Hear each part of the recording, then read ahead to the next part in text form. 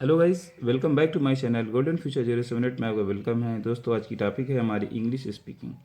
English speaking is very important for in future.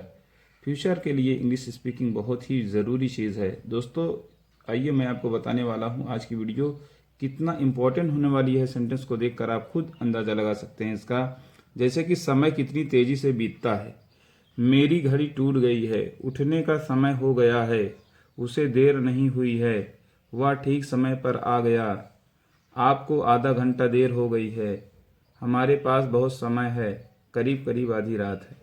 ये सारे sentence दोस्तों अगर आप बोलना चाहते हैं और अभी तक अगर आपने हमारे चैनल गोल्डन फ्यूचर 078 को सब्सक्राइब नहीं किया है तो सब्सक्राइब ज़रूर कर लें। वीडियो को लाइक, कमेंट और शेयर ज़रूर करें। तो आइए दोस्तों, आज की टॉपिक जो हमारी है English speaking. English speaking is very important.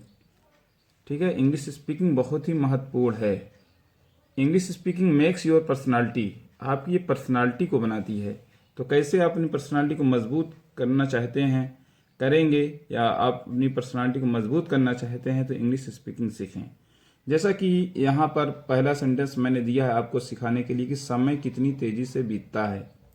तो देखिए यहाँ पर क्या होता है, आप लोग जब ट्रांसलेशन करते हो तो बीतना की अंग्रेजी लिखी जाती है, लेकिन जब स्पीकिंग आता है तो वहाँ पर बीतने की अंग्रेजी ये सब नहीं लिखी जाती, वो सेंसिबल टाइप में किया जाता है। जैसे समय कितनी तेज़ी से बीतता है तो कितनी के लिए तो हाउ लिखना ही पड़ेगा हमको ना।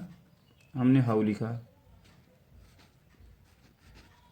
क्या बीतता है? समय। How time flies.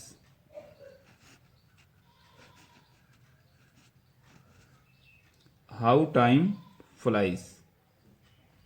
समय कितनी तेजी से बीतता है मतलब कि उड़ता है। ठीक है, मतलब इसे उड़ जाता है, मतलब उसी तरह बीत जाता है, इसलिए इसकी इंग्लिश जो है फ्लाइज। How time flies. ठीक। अब फिर उसके बाद में दूसरा सेंटेंस ये है, मेरी घड़ी टूट गई है। तो मेरी के लिए माई, घड़ी की अंग्रेजी watch,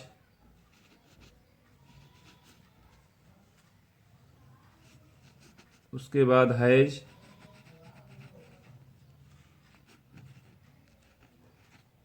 broken. My watch has broken. उठने का समय हो गया है।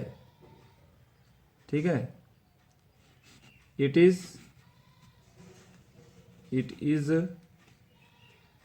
टाइम टू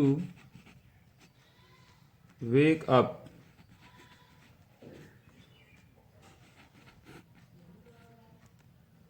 ठीक। उठने का समय हो गया है, it is time to wake up. उसे देर नहीं हुई है। ठीक है, ही इजंट, मतलब इजंट क्या है, is not. He isn't late. He isn't late, उसे देर नहीं हुई है, वह ठीक समय पर आ गया। He came at the right time.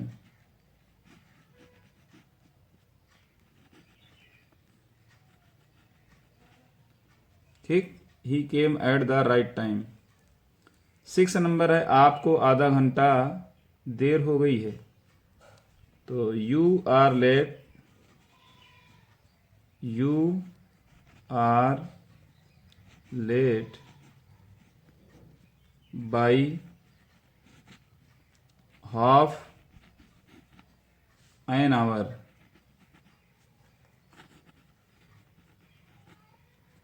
ठीक, हमारे पास बहुत समय है। We have a lot of time.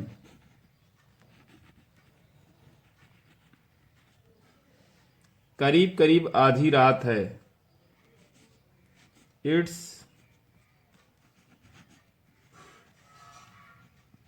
Most midnight. ठीक, इट्स ऑलमोस्ट मिडनाइट।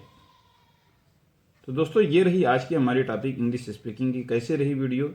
अगर आपको वीडियो पसंद आ गई हो तो हमारे चैनल को सब्सक्राइब, वीडियो को लाइक और कमेंट शेयर जरूर करें। यदि आप ऐसा काम करते रहेंगे तो आपके लिए बेस्ट वीडियोस जो है मिलती रहेगी। जैसा कि बहुत सारी वीडियोस पीछे की भी बनी हुई है और ये भी बन रही है, और आपके इंग्लिश स्पीकिंग के लिए काफ़ी बेहतरीन वीडियो रहेगी ये, काफ़ी बेस्ट वीडियो। जैसा कि आप सभी ने देखा कि समय कितनी तेज़ी से बीतता है, तो इसको इंग्लिश में हमको इस तरह बोलना है कि हाउ टाइम फ्लाइज। ठीक है, हाउ टाइम फ्लाइज। ठीक। फिर उसके बाद में दूसरा सेंटेंस यह है हमारा, मेरी घड़ी टूट गई है। मेरी के लिए माई लिखा गया, घड़ी की इंग्लिश वॉच। फिर उसके बाद हैज़ ब्रोकन, टूट गई है मतलब कि टूट चुकी है।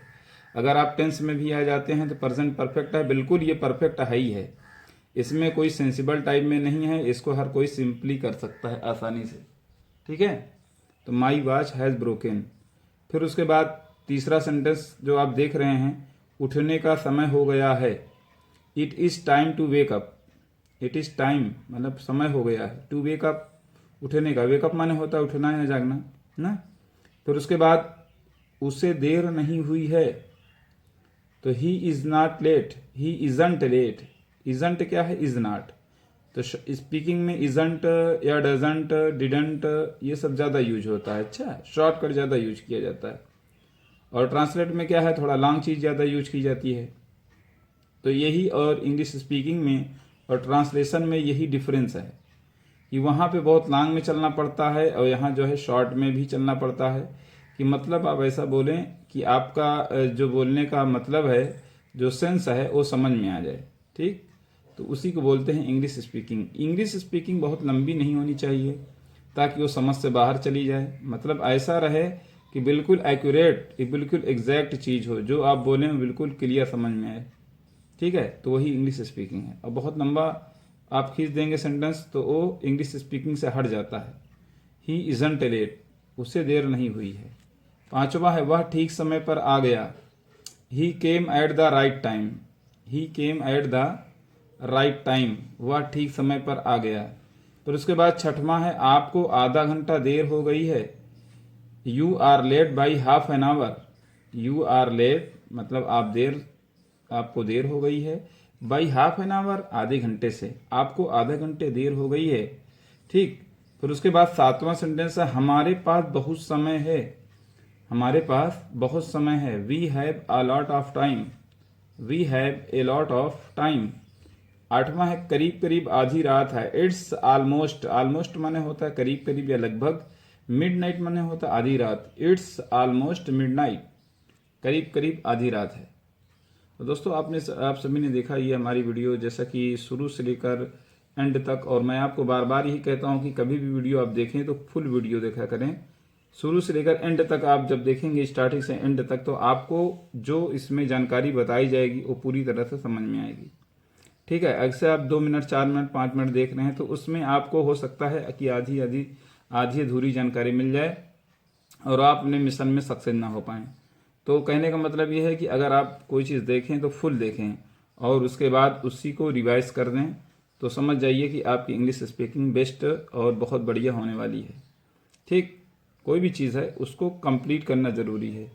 मतलब आधे पे छोड़ना कोई मतलब बड़ी बात नहीं है। उसमें क्या है कि फिर आप कंफ्यूजन में रहेंगे और आप कंप्लीट नहीं हो पाएंगे। ठीक, तो सबसे बड़ी चीज़ है कि उसको जो है कंप्लीट करना, और कंप्लीट करने से ज़्यादा यह है कि उसको रिवाइज करना।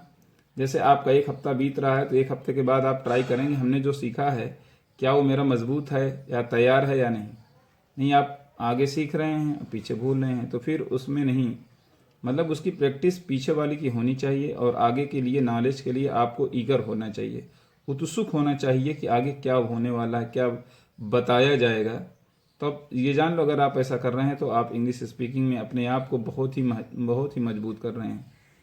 और अगर आपकी शौक ही यही है तो फिर आप तो आज नहीं तो कल आप बोलना सीख ही जाएंगे। तो प्रैक्टिस से ही सब कुछ होता है भाई, practice makes a man perfect. ठीक है, तो दोस्तों आज की टॉपिक हमारी यही टॉपिक है। जैसा कि आप सभी ने देखा, बिल्कुल साफ और क्लियर लिखा हुआ है। कोई चीज़ दिक्कत है, कोई दिक्कत है तो आप कमेंट बॉक्स में ज़रूर दें, उस कमी को दूर भी किया जा सकता है। और अगर कोई क्वेश्चन आपको नहीं आ रहा है तो उसको भी कमेंट कर, उसका रिप्लाई भी आपको मिलेगा। थैंक्स।